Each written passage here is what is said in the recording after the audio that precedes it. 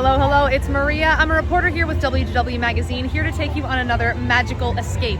I am coming to you today from opening day of the 2025 Festival of the Arts here at Epcot. From what I understand, there are a lot of new things to see and do here this year. There is a Disney on Broadway exhibit I'm excited to check out. Of course, there is new food, new merchandise, and all of the new art. So without further ado, I'm gonna stop talking and head into Epcot. Let's go. I grabbed my festival passport right at the entrance to Epcot. You could find them at all of the different food kiosks around Festival of the Arts. It will show you where all the food kiosks are, what the menu items are, and what else is going on here at the Festival of the Arts, like the Disney on Broadway concert series showtimes and much more. This is the first Festival of the Arts the Communicore Hall is open during, and they are featuring an exhibit dedicated to 30 years of Disney on Broadway, so let's go check out what that's all about. It's a story here telling you about all of the Disney shows that have been on Broadway. It all started off with Beauty and the Beast. This is one of the many, many puppet pieces designed by the award-winning Julie Taymor. She did all of the costuming for The Lion King, but if you look at this one, that's where the actual person would stand, right in here, and control this whole giraffe. How cool. Wow, they have all the puppets here from The Lion King. They've got Zazu, they've got all of the masks that the lions and lionesses wear above it. There's the Simba Mufasa mask over there. This is really, really cool. Definitely come in here if you're someone who's interested in costuming or Broadway or shows in general. They've got all of this stuff from the actual productions on display. There's some costumes behind me from some other shows, so we'll check those out next. These are from Aladdin. You can really see the scope and size of just that staff that Jafar is holding there. I mean, that thing's 1.5 feet taller than I am. If you get really up close on these costumes, you can see all of the detail work, the crystals that go into them, the hand stitching. All of them are absolutely stunning, and of course the way they're catching the light.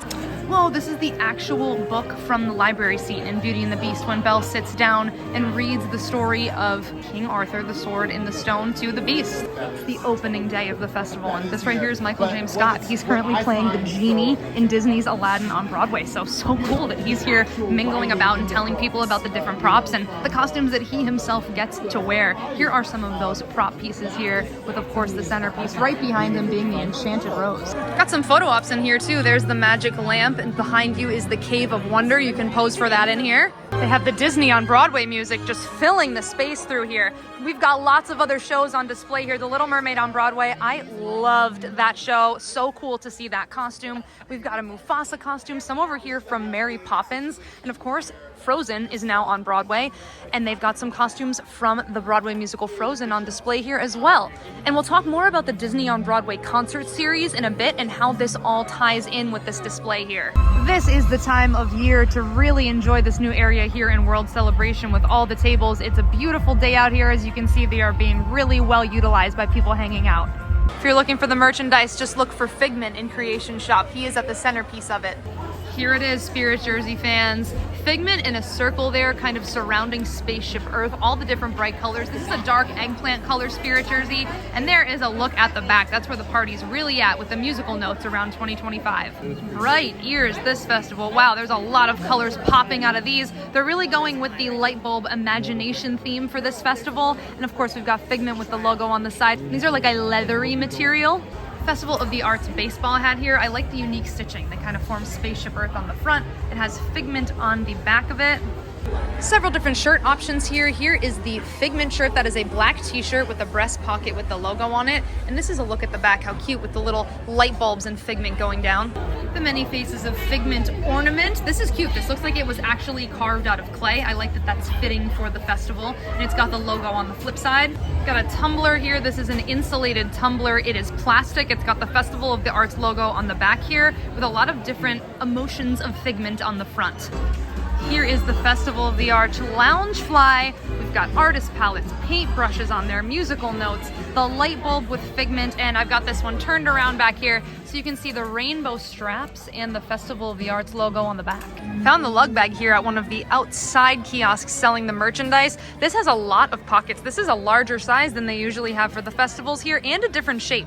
You can see all the different pockets that it has, and on the back you can see that it is a crossbody style bag, and you can wear it on either side. Lots of storage, lots of pockets, and as always, an adorable unique liner. Figment's Brush Masters is the scavenger hunt for this year's Festival of the Arts. There's a look at the map, both the front and the back sides. On the front, you will see the map of the World Showcase where different artwork is hidden for you to find. And on the back, you get corresponding stickers. So when you put the stickers in the spot where you found them and you complete the whole thing, you can redeem it at any location that sells it for a prize. I'm looking at the chalk art right now, and the cool thing about the chalk art here is a lot of times you can catch the artists actually creating it. And if you're here multiple times during the festival, always come back to the chalk art because it rotates. Usually every week they change it out, and you'll get really cool pieces like this one here, for example, with Figment that look like they're three-dimensionally created, even though they're just on flat concrete. They're super well done. The chalk artists are extremely talented, and like I said, worth a repeat visit because they do often change, usually every week during this festival. The Festival of the Arts is my favorite festival. One of the main reasons for that is because of how immersive it is. Epcot really transforms and you really get to be a part of it.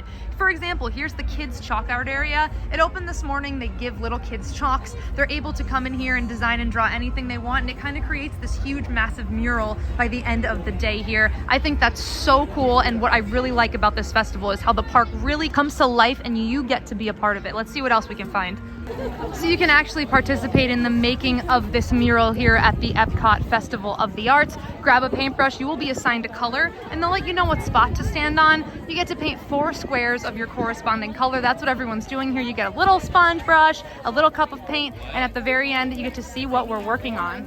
Of course, during my day here at Festival of the Arts, I wanted to try some of the food items. This festival is, in my opinion, the best by far for how creative the food dishes are here. They're plated really creatively, and usually the things that they offer are pretty creative too. They have a lot of favorite returning items at this year's festival, but I wanted to try all new things here today. So I'm gonna make my way around and try a couple new things. But the first thing that kind of caught my attention was the tricolore ravioli from the Italy booth here. Now it is opening day, and there was quite a line at the Italy booth. So I wanted to give this one a try. It is 3 raviolis plated to look like the Italian flag. You've got a red tomato pasta sauce on it. You've got a white sauce in the middle and a pesto sauce, creating the 3 colors of the Italian flag, plated artistically. These are 3 cheese-filled ravioli.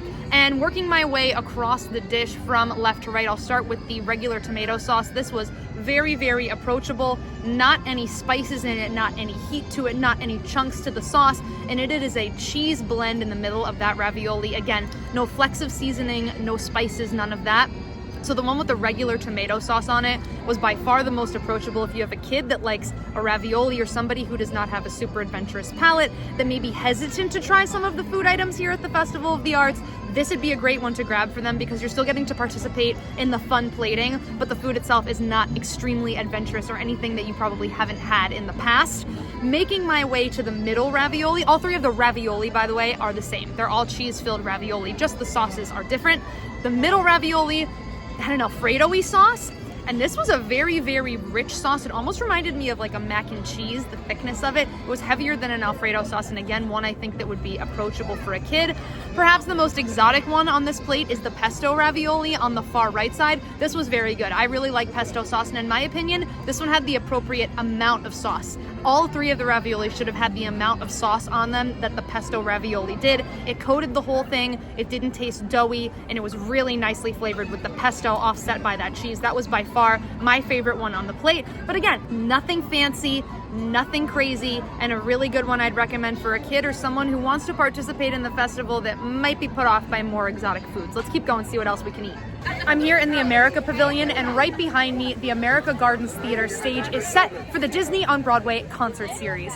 Tying into that exhibit that we saw earlier, the celebrating 30 years of Disney on Broadway, the Disney on Broadway concert series has been happening here since the Festival of the Arts inception. It is my favorite concert series that they have all year long here at Epcot. Disney on Broadway stars are invited here to Epcot to perform the songs that they would perform in the shows that they were or are currently starring in a Disney on Broadway. For example, they have the likes of Ashley Brown, who was in Mary Poppins, Adam Jacobs, who is in Aladdin. Of course, we saw Michael James Scott earlier. He is in Aladdin currently right now starring as the genie. So you can see renowned current Broadway stars here in Epcot. There is a show every night of the festival. Check that festival passport or the My Disney Experience app. The music is all live. Of course, the singing is all live, and it is all Disney on Broadway music. In my opinion, very, very well worth the visit. As you make your way through Epcot, you'll find so many different artists and artist studio booths set up throughout the park. They are all celebrating, most of them are celebrating Disney artwork and artists that are inspired by Disney. You'll see everything from first run canvases, which go for the most expensive, and down to prints, down to glissés, even down to little posters that you can take home for a very reasonable price. So if you see a piece of art here and it is a first run pricing, check it out. They might have a print, they might have something that is more in your price point and price range that you might want to take home with you. And even if you're not in the market for buying, check out these different booths. They've got Thomas Kincaid booths throughout and so many different artists. The artwork truly is incredible. And if you are a Disney fan, which I mean you're at Epcot for the Festival of the Arts, you're a Disney fan, right? The artwork is so unique. It is extraordinarily professionally done and definitely worth checking out. And if you find a piece you fall in love with here and want to get it, for example, here in a print at the William Silvers booth, you can. And William Silvers himself is here on hand today. He is signing anything that you either bring with you that he's done in the past that you may own, or anything that you purchase here. He'd be happy to sign it, and that is the case at so many of the booths here. You actually get to speak with and talk with these artists, learn about their stories, and that is such a unique and awesome part of the Festival of the Arts that really makes it so immersive. Thomas Kincaid studio artists will actually draw a sketch customized to you on the back of any canvas that you purchase. That is a studio artist from Thomas Kincaid right here working on that. They'll personalize it, they'll sign it for you, and you'll have your own piece of artwork to take home with you. So look at any Thomas Kincaid Studios booths here during Festival of the Arts if you're hoping to get a signature and a little sketch. I got my next food item from Fictional Victuals. It is a brand new item to this year's festival, the Black Cocoa Brownie. It comes with purple ube ice cream, coral tuile, and a sponge cake. And the tuile is what you see in the purple ube ice cream. But before I eat it, let's talk about this plating. This is what I was saying earlier. The plating at these festivals and the detail that goes into the plating in each and every one of these dishes is impressive in and of itself. And then you realize it's food and something you can actually eat and taste. And in my opinion, that makes it even more impressive. So 10 out of 10 on the plating here so far for the Black Cocoa Brown. Now, after giving it a try and seeing what it tastes like, I'm really like this dessert. This is great. This has a lot of different elements to it, and a lot of times I'm always the person who takes a bite of everything on my spoon and tries it all together. I liked this as almost individual elements. I thought the purple ube ice cream was nice and sweet. It was almost more of like a sorbet-y texture than an ice cream, which I liked. I thought it went nicely with that tuile, that nice crispy tuile. I do think it had like an almond flavor in it perhaps, but it was salty, which kind of cut the sweetness of the purple ube ice cream. If you've ever had a purple ube before, it is like a vanilla, but it has a very distinct sweet flavor. And that's exactly what this was. That was great with the tuile. The sponge cake was nice and moist. I know a lot of people don't like that word, but it was very fluffy and moist the way they had it plated. And even though it was dyed green, it had a lemony flavor come through the vanilla, which I really liked. And finally, this Black Cocoa Brownie, I don't know if I can do it justice to describe to you just how dense this brownie was. It almost is a cross between like biting into a brownie and almost biting into a chocolate bar. That's how dense this is. To get my spoon into it, I really had to like dig into it, and that kind of scared me. I was like, is this gonna be a really hard, like stale brownie?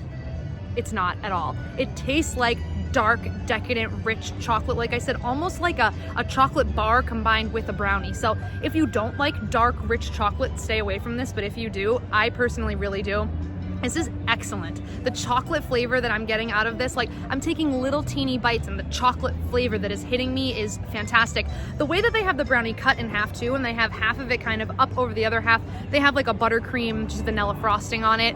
That's really cute, really adds to the plating. But the brownie in and of itself is the star of this dish, with that ube ice cream really coming in a surprise second. This whole dish is really good. And even the little seashell is a piece of white chocolate, so you can eat everything on the plate.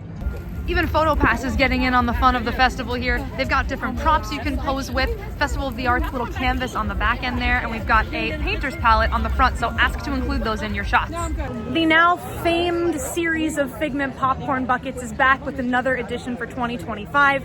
If you want to get your hands on this popcorn bucket, this Festival of the Arts, it's not something that you can necessarily walk up and do when you're here. What you're going to want to do is go on the My Disney Experience app and go under mobile order, like you're ordering food item for Epcot. You will see it pop up under merchandise, and that is where you make your reservation and ultimately where you purchase the Figment bucket. When you're here in Epcot, There's no money exchange. You've already made that purchase. You simply get in a line that shows that it is your time to go pick up your bucket, and you can go ahead in and get that bucket.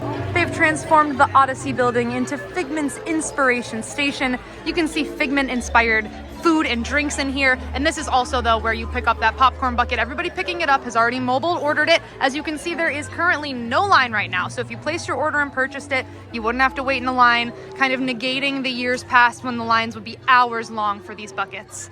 Oh, it lights up too. Look at that. There is the Figment popcorn bucket, and it comes with the popcorn already in it. Thank you to this awesome cast member.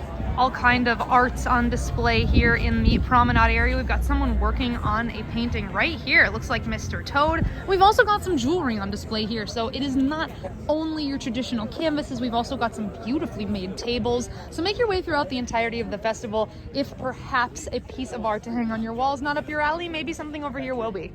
Thank you so much for joining me here today at opening day of the 2025 Festival of the Arts. I had a great time. It's one of my favorite festivals, and I hope you had a great time following along as well. Before you leave, if you like this video, please give this video a big thumbs up and consider subscribing to our channel for many more videos just like this one. It really does help us out. A reminder that this and all of our videos are brought to you by WDW Magazine. Link is in the video description to subscribe. Again, my name is Maria. Thanks for following along today, and I will see you in the next magical escape.